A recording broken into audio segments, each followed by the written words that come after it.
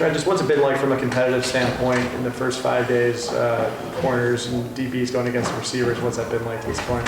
Yeah, I mean, coming back after a long summer of workouts and kind of getting back into the groove of things, I think everybody's competitive edge has kind of kicked in. Weather's starting to get hot and emotions are running high and bodies are feeling a little sore, so that competitive edge is kind of taking over, and it's kind of what you guys are seeing out there right now.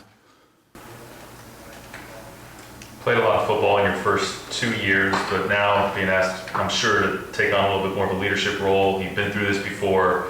How does camp feel different compared to previous times? Yeah, I mean, this is only my second camp, truly. So going into it, it was kind of more of a helping more of the young guys come up. You know, I feel like I've kind of gotten used to the speed of the tempo of the game and the playbook, and I'm starting to key things faster. So it's kind of bringing the younger corners, guys like Jacoby Covington and Elijah Jackson, and some of the guys like Zachary Spears, and getting them up to speed so that, you know, when they get in the game, they're going to be efficient and be productive. Seems like half the secondary is pretty well set. I mean, everybody's got to compete and hang on to their jobs, but the safeties are wide open and they keep flipping them almost in groups. And what do you see there? Are you kind of curious to see who you're going to back up with, come season opener time? Yeah, I mean, I think the safeties is one of the most exciting spots as far as our defense, just because there's so many guys that can go into the game. I mean, we got guys like Dom Hampton, Julius Erving, Kim Williams, Asa Turner, some guys who have experience playing that can get in the game at any point. You know, the game of football is kind of a game where things happen, guys get hurt, people have to jump in. So just knowing that there's guys back there that have experience and guys that I can trust back there is exciting for me, just because I'm able to focus more on what I have to do instead of worrying about telling them plays or worrying about them in the post and things like that. How do you feel like your leadership aspect has continued to come along as you've become more of a voice, I guess, in that room and with the defense in general? Yeah, no doubt. I mean, I feel like I've definitely stepped up more as a leader, just voicing things and voicing my opinion and kind of rallying the defense together. Back in freshman and sophomore year, I kind of took the backseat role and kind of just learned from Elijah, learned from older guys who've been in the system, and pick apart what they've done and how they lead and kind of how they hold themselves within the locker room. And I'm trying to just implement that into my game and just everyday life, just coming to the locker room and just being that figure for people to see, being that person that guys can just know that I'm doing what I have to do and they can trust me out there.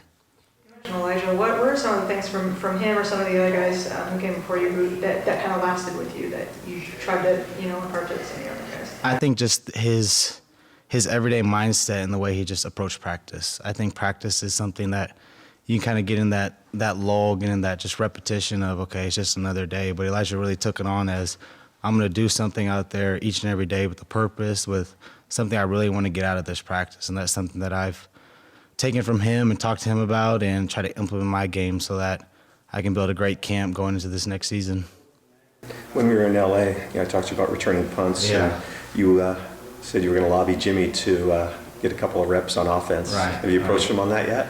I've kind of taken the back seat. We're still early in camp, so I still kind of want to get the whole defense together and get my technique back down and get that going before I jump over on the other side and see if I can get a little reps here and there. How much of the punt return stuff is sort of instinctive for you when it comes to reading blocks, and how much is sort of intuitive versus how much you've sort of learned over time? I've done it, for a long time. I've done it in high school, so a lot of it is kind of just natural for me. It's kind of easy for me to go back there and catch it and just read blocks here and there. When I was playing youth football, I've always played running back, so reading blocks, reading holes, things like that is just something I just read easily. And I think Coach Pete, coming in freshman year, have taught me some technique things that I've instilled in my punt returning game that has allowed me to play a little faster and read things a little quicker. So I'm excited for that punt return game. I think it's going to be really fun this year. Just curious, you've had high credentials since you showed up here and you started right away, and everybody knows in the conference how good you are, but it seems like, and you're pegged in the NFL mock drafts here and there, but it seems like when they pull out like an All-American team or something like that, they just kind of ignore you. And I just wonder if you notice that, if you, obviously, you might not even care about it, but do you feel a little bit disrespected? Because I think you get everything but the attention. Yeah, even through high school, I was never that top guy that was always on these boards and things like that. So I'm not really fazed by it. I don't really pay attention to it. I'm more worried more about what I can do for this team and be that leader and kind of help these young guys come up and have a career like I have, so that when I leave and when I'm hopefully in the NFL, that I can look back at these guys and know that they're doing what they got to do. Hey Trey, how would you describe Julius Erving as a player? Yeah, I've known him for a while, since high school, so I feel like I've known him pretty well in what he does. I think he's very instinctual. His dad is actually a Hall of Famer for the Rams, so I think his dad helped him a lot with just the instincts of football, and he's able to read the defense or the offense very well. He's very calm and collect on the field, and he brings a lot of energy to the game that I think is really good for our secondary. I think having a lot of energy and confidence in the backfield is something you really need as a DB, because a lot of things don't go your way. So being able to just be confident and having fun out there always makes games and practice a lot more fun.